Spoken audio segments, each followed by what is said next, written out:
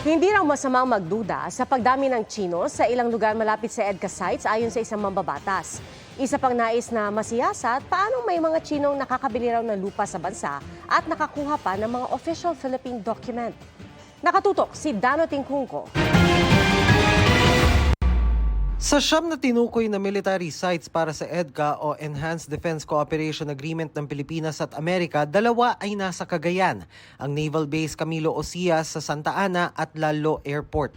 At may mga mambabatas na kumukwestiyon sa umano'y pagdami ng Chinese nationals na nag-aaral sa Cagayan, sabi ni House Committee on Dangerous Drugs Chairman at Surigao del Norte Representative Robert Ace Barbers. Walang masamang magduda, lalo na kung national security ang nakataya sa gitna ng issues sa West Philippine Sea.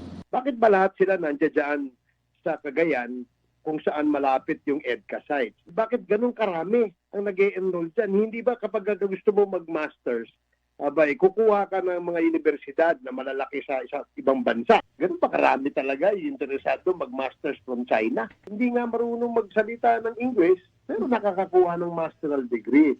Pinag-aaralan na rin ni Barbers ang impormasyong marami rin daw mga Tsinong nag-e-enroll sa mga universidad malapit sa Subic.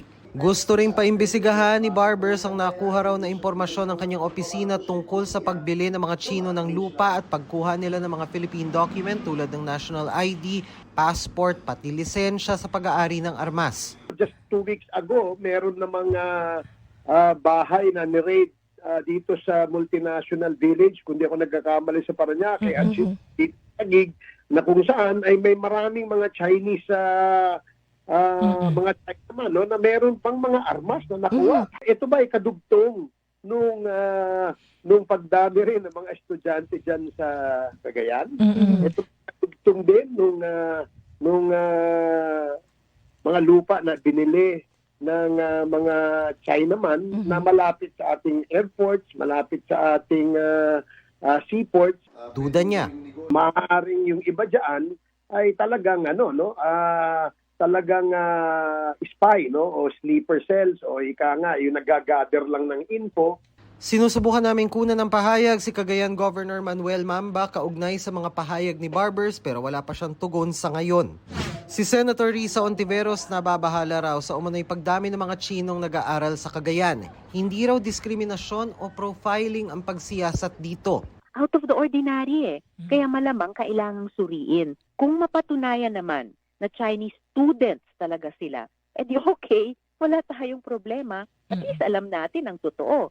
Pinag-aaralan ni Ontiveros na sa pagbubukas ng Kongreso sa April 29, maghain ng resolusyon para maimbestigahan ito. Para sa GMA Integrated News, Dano Tingkungko, nakatutok 24 oras. Mga kapuso, patuloy na tumutok sa mga balita. Mag-subscribe sa GMA Integrated News sa YouTube. Sa mga kapuso abroad, samahan niyo kami sa GMA Pinoy TV at www.gmanews.tv.